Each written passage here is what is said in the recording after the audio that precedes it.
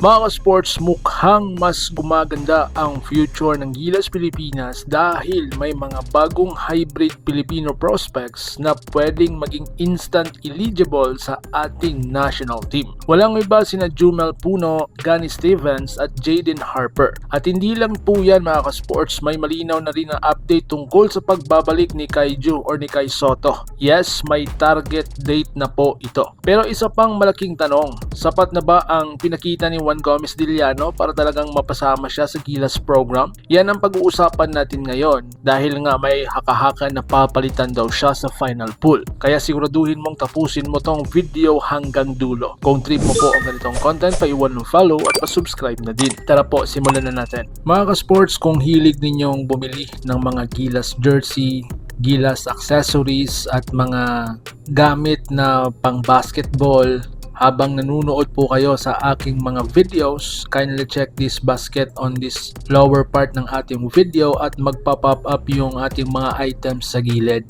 Mga legit po yung mga items dyan and see to it po na makabili po kayo ahead of time kasi meron po yung mga discounts and mga promos depende po sa seller.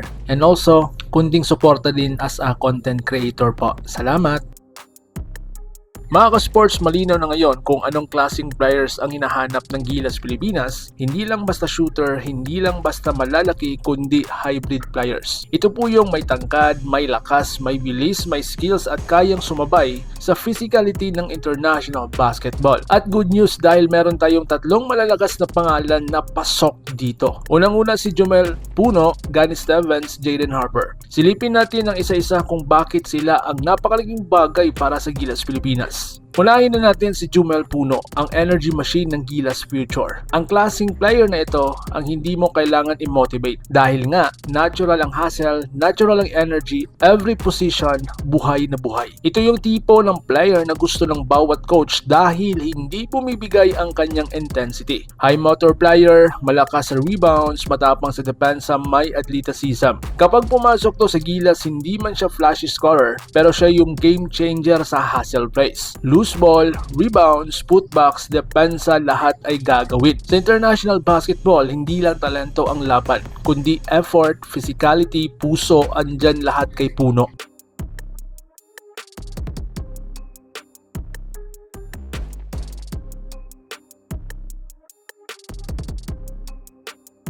Pangalawa si Gani Stevens, ang frontline enforcer. Ang player na ito, kung matagal mo nang napapansin ang problema ng Gilas, alam mong malaking issue natin dati ay ang physicality sa ilalim. Pero itong si Stevens, built for battle sa loob. Dahil nga, ang player na ito ay may solid in wide body frame. Strong rebounder, kayang magipagmanggaan sa centers. Reliable finisher sa paint. Hindi siya madaling itulak, hindi siya madaling bilugin. Isa siya sa mga pwedeng maging panglaban sa malalaging kalaban tulad ng Australia, China at mga Middle East teams. Kung kailangan ng Gilas ng lakas at presence sa ilalim, pangalan ni Stevens ang babanggitin mo.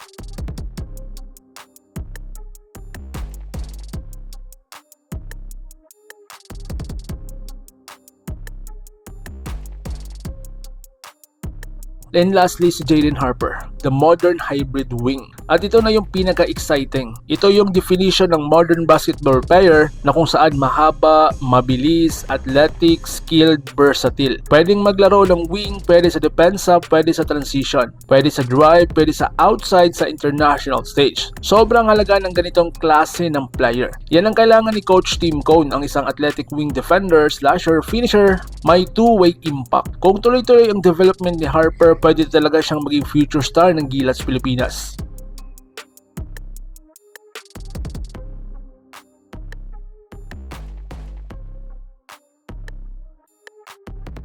So ngayon mga sports, sa ibang segment, breaking ha, kay Soto comeback update muna tayo. Ito po ang inaabangan ng lahat, kay Soto comeback. Dahil nga, good news dahil may malinaw na direksyon kung kailan siya babalik sa court. Hindi na lang rumors, hindi na lang speculation, may plano, may schedule, may preparation. Anong ibig sabihin po nito mga sports? Una, mas magiging solid ang frontline ng Gilas. Pangalawa, mas magiging stable ang rotation. Pangatlo, mas maaga siyang makakapag-develop ulit ng chemistry. Hindi lang basta babalik si Kai, babalik siyang mas matured, mas experienced experience at hopefully mas handa physically. At yan ang kailangan ng Gilas moving forward. So ngayon mga ka-sports, 1JDL, pasado na ba sa Gilas? Dahil nga may makakahaka na baka daw tatanggalin siya sa final pool, which is ginawa natin sa ating last video. Ngayon naman pag-usapan natin ang isa sa pinakamainit na pangalan, si Juan Gomez Diliano. Walang duda mga ka-sports, napaka-talented niya. Kung iyong nakikita sa kanyang last PBA games, no, napaka-scorer, playmaker, confident, may experience talaga siya sa international leagues. Pero ang tanong ng sambayanan, sapat na ba para sa system ni Coach Tim Cone? Consistent ba ang kanyang mga laro?